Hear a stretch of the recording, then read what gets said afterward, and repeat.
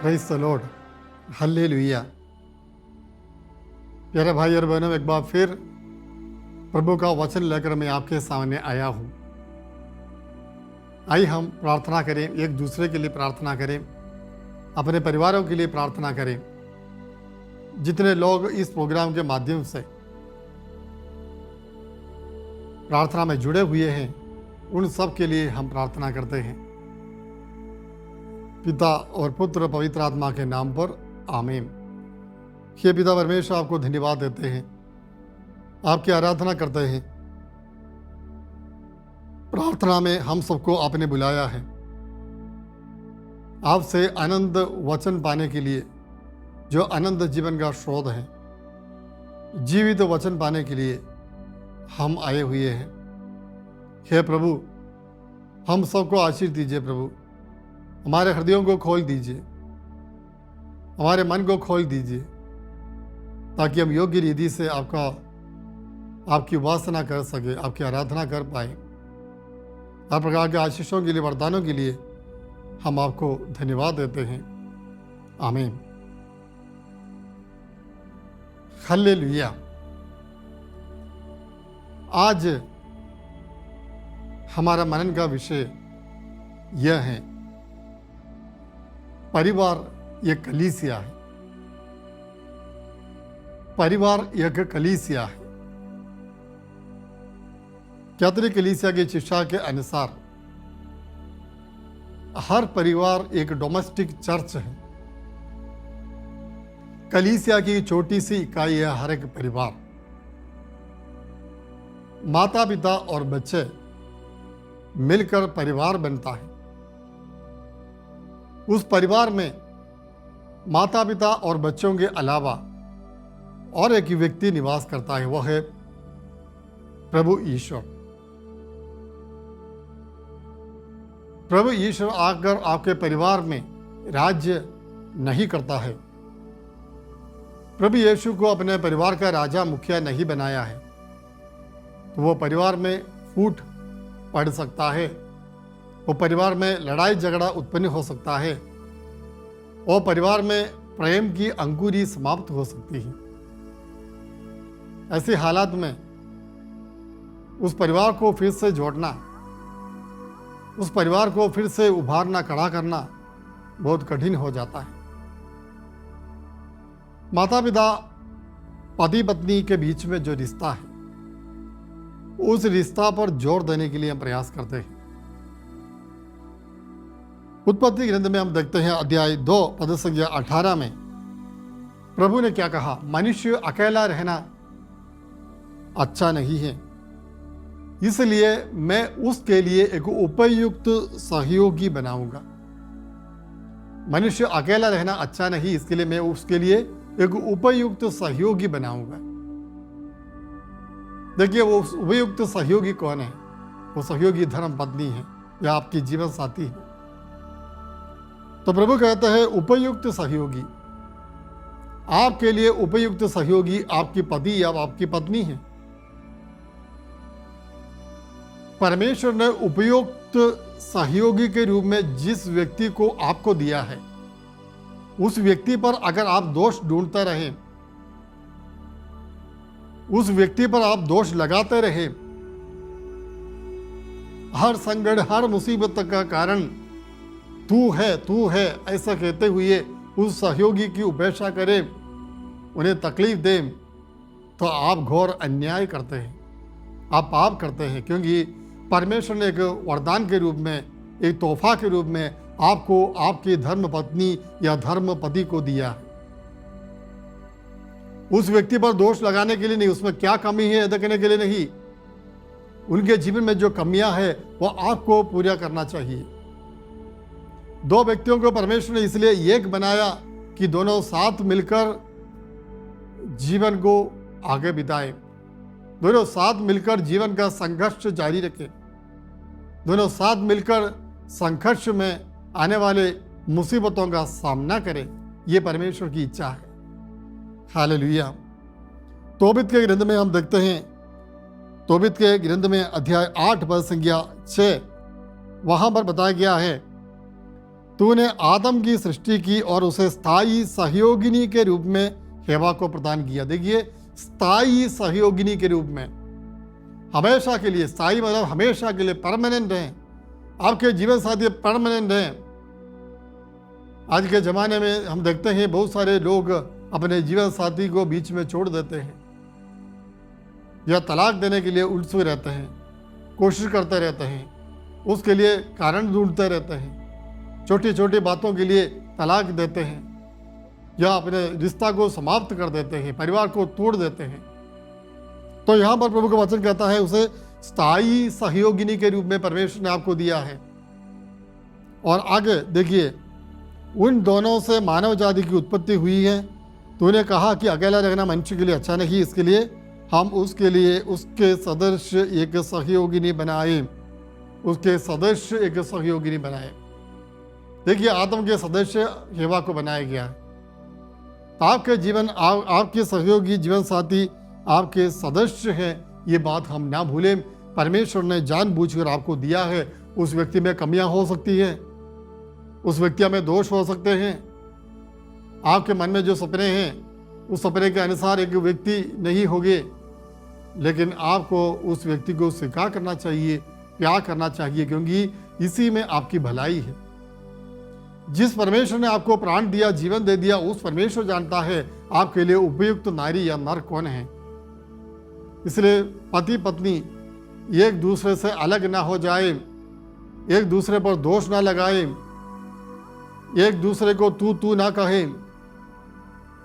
क्योंकि परमेश्वर ने आपको एक बनाया।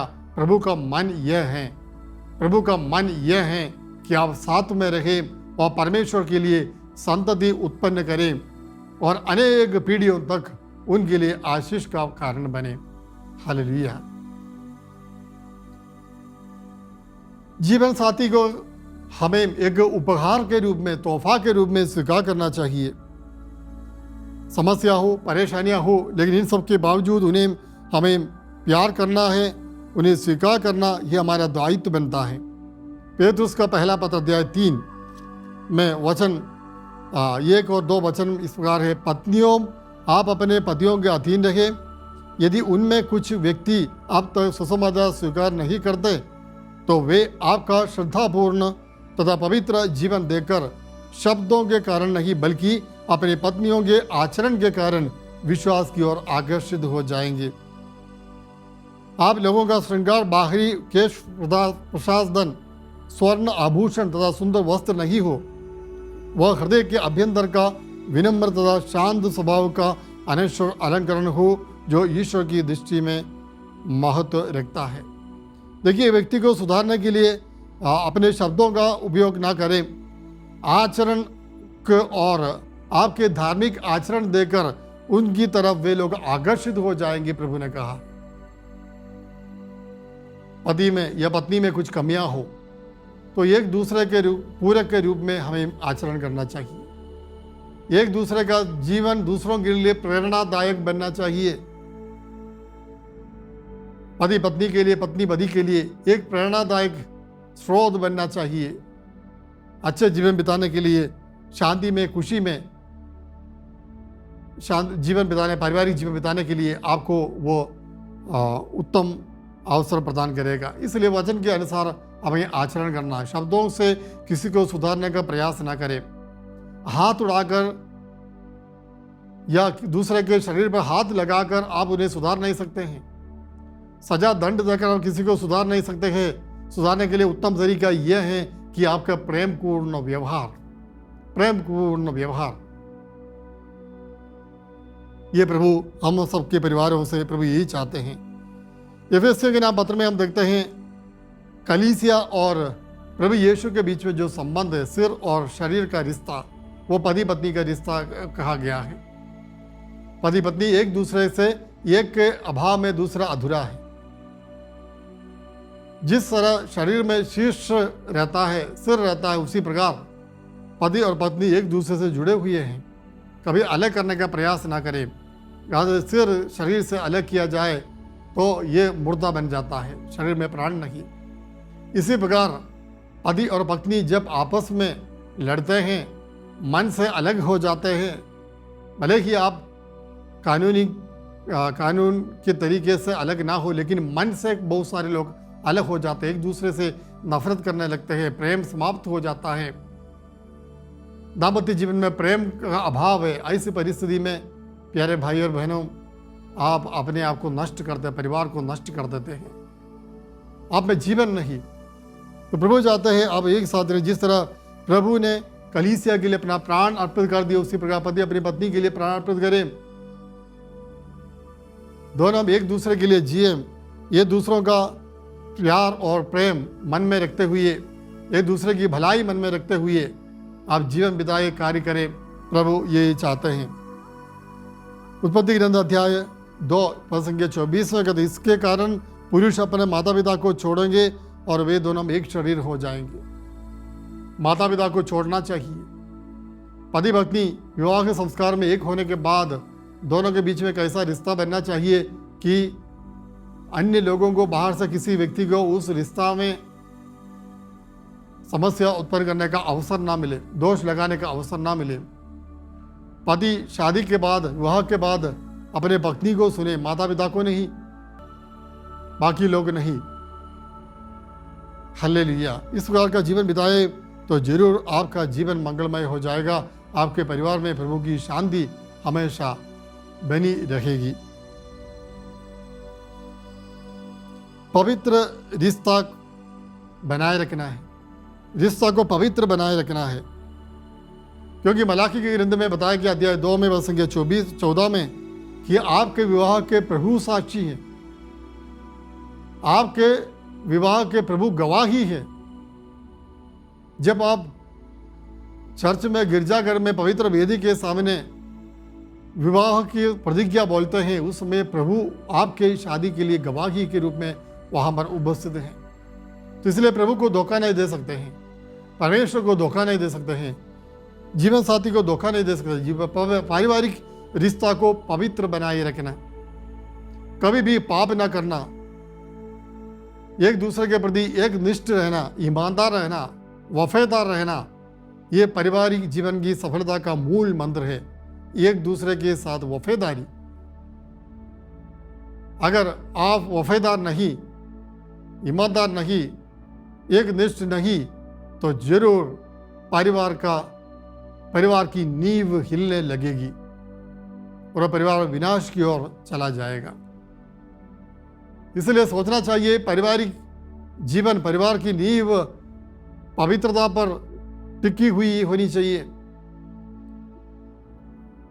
पवित्रता पर टिकी हुई होनी चाहिए, वफादारी पर टिकी हुई होनी चाहिए।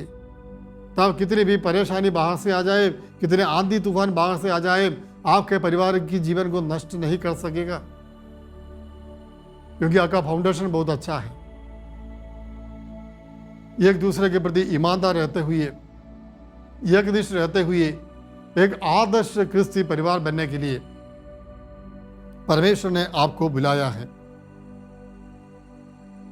हाँ प्यारे भाइयों ने, संत पौलुस इसके बारे में स्पष्ट कहते हैं, इफिसियों के नाम पत्र में भी कहते हैं, अध्याय 5 22 से 25 तक वचन आप पढ़ेंगे तो उसमें भी बताया गया है कि जिस तरह प्रभु ने कलीसिया के लिए अपना प्राण अर्पित कर दिया, इसलिए इसी प्रकार पतियों को अपने पत्नी के लिए जीवन बिताना चाहिए, पति पत्नी को एक दूसरे के लिए समर्पित होकर जीवन बिताना चाहिए।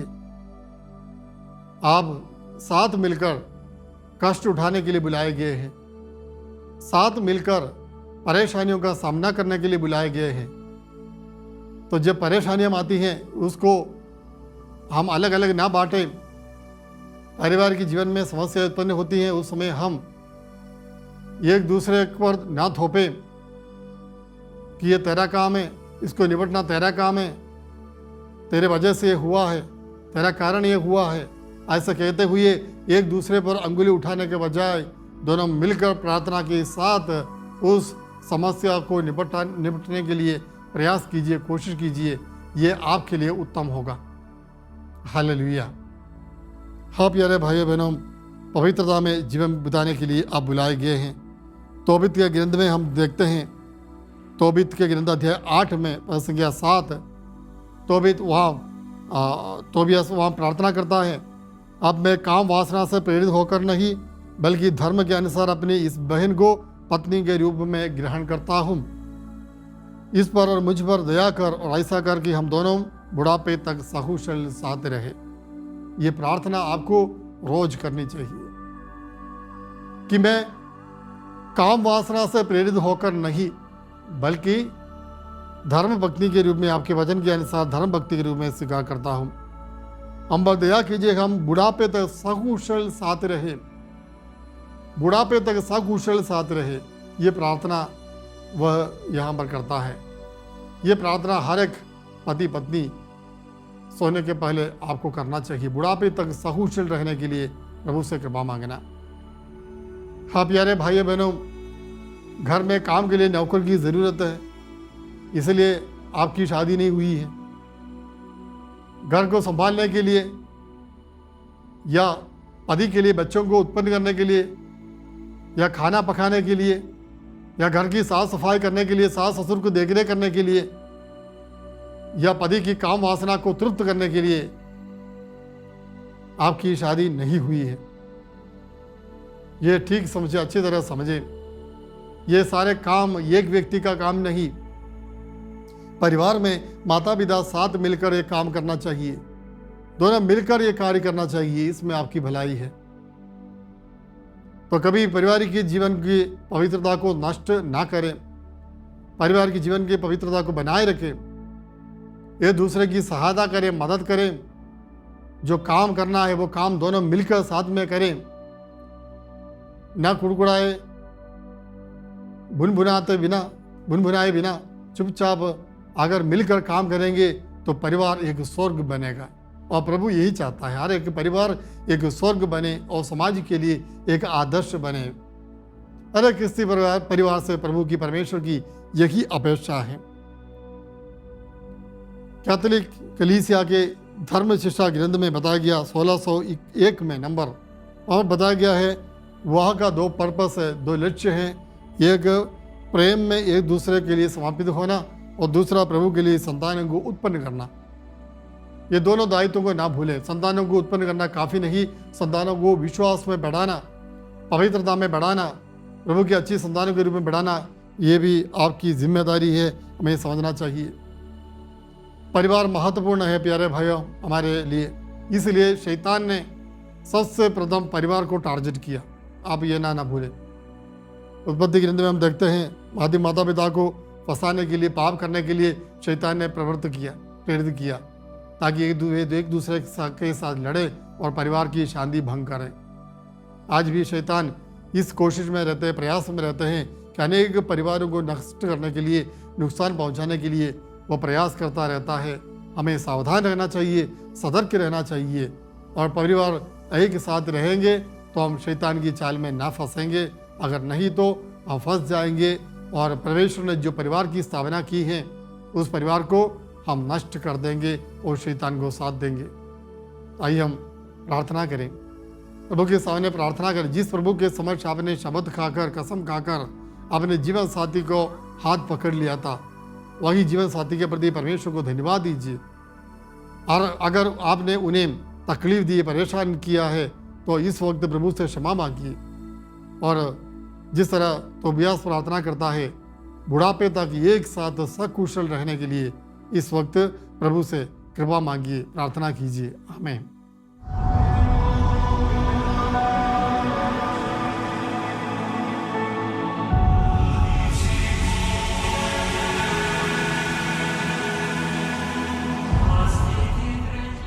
परम पवित्र संस्कार में प्रभु ईसा मसीह की सदा की आराधना, स्तुति और महिमा हो। हाँ प्रभुता परमेश्वर, हम आपको धन्यवाद देते हैं। आपने परिवार की स्थापना की, आपने मनुष्य को नर और नारी के रूप में बनाया। हाँ प्रभु, आपने चाहा मनुष्य अकेला रहना अच्छा नहीं, मैं उसके लिए एक उपयुक्त सहयोगी को प्रदान करूँगा। हाँ प्रभु, जिसे आपने जोड़ा है उसे मनुष्य अलग ना करे। इसके कारण पुरुष अपने माता पिता को छोड़ेंगे और वे दोनों पुरुष और स्त्री एक शरीर हो जाएंगे। हाँ प्रभु, आपने परिवार की स्थापना की, अदन वाटिका में आदम और हेवा को बसाया। हम सबके परिवार में आप आकर निवास करना चाहता है। परिवार को बनाने वाला आप ही है प्रभु। हमारा परिवार की नींव आप पर है प्रभु। हाँ प्रभु, वचन में आपने कहा कि मैं विवाह के गवाह ही हूँ, विवाह का गवाह ही हूँ। हाँ प्रभु, परम प्रसाद के सामने, पवित्र वेदी के सामने जब पति और पत्नी ये संकल्प लेते हैं एक साथ अंतिम श्वास तक रहने के लिए, उस संकल्प, उस दृढ़ धारणा, उस अवसर पर आप वहाँ पर उपस्थित रहते हैं। आप ही दोनों को एक बनाते हैं। इस वक्त हम अपने परिवारों के लिए प्रार्थना करते हैं। हाँ प्रभु, प्यारे भाई बहनों, अगर आपके जीवन में, परिवार में, पारिवारिक जीवन में कोई समस्या हो तो इस वक्त प्रार्थना कीजिए। आप अपने पति में या पत्नी में कुछ दोष पाते हैं, या आपको ऐसा लगता है उनके जीवन में कुछ कमियां हैं, कुछ कमजोरियां हैं, कुछ बुरी बातें हैं, तो इस वक्त प्रभु यीशु से प्रार्थना कीजिए कि प्रभु यीशु आपके जीवन को, उनके जीवन को पवित्र बना देगा, पवित्र बना देगा, क्योंकि वही ही हमारे जीवन को बदलने वाला प्रभु यीशु को अपने जीवन में बुलाइए, अपने परिवार में बुलाइए और प्रभु यीशु से कहिए, प्रभु मेरे जीवन को पवित्र कीजिए। यीशु ने जिस तरह कलीसिया के लिए अपना प्राण अर्पण कर दिया, कलीसिया का शीर्ष बनकर प्रभु यीशु शरीर रूपी कलीसिया का देखरेख करता है, इसी प्रकार पति अपनी पत्नी की देखरेख करें, दोनों परिवार की रक्षा करें, परिवार को देखरेख करें। हाँ प्रभु, इसके लिए हमें कृपा प्रदान कीजिए। इस वक्त ये प्रार्थना में जुड़े हुए सारे व्यक्तियों के लिए, पति पत्नियों के लिए, माता पिताओं के लिए, परिवार के सभी लोगों के लिए इस वक्त मैं प्रार्थना करता हूँ प्रभु। हे प्रभु यीशु, उन्हें आशीष दीजिए प्रभु, उन्हें सांत्वना प्रदान कीजिए, उन्हें सामर्थ्य और शक्ति प्रदान कीजिए प्रभु, ताकि वे आखिरी पल तक एक साथ रहे प्रभु, हर पल एकनिष्ठ होकर जीवन बिताए प्रभु। हाँ प्रभु, एक निष्ठता के साथ प्रेम करते हुए, आपस में सहयोग देते हुए, एक दूसरे को क्षमा करते हुए, हाँ प्रभु, आखिरी दिनों तक एक परिवार के रूप में, पवित्र परिवार के रूप में जीने के लिए इन सबको आशीर्वाद प्रदान कीजिए प्रभु। इनके रिश्तों को कमजोर करने वाला, पति पत्नी दाम्पत्य जीवन को कमजोर करने वाला, पारिवारिक जीवन को कमजोर करने वाला सारी अंधकार की ताकतों को, शक्तियों को प्रभु यीशु के नाम पर इस वक्त हम निकाल देते हैं। Hallelujah, hallelujah, hallelujah, hallelujah. आइए हम हाथ जोड़कर सिर झुकाते हुए, हो सके तो पति पत्नी एक साथ परम प्रसाद में प्रभु यीशु की आराधना करें और पवित्र संस्कार का आशीर्वाद स्वीकार करें।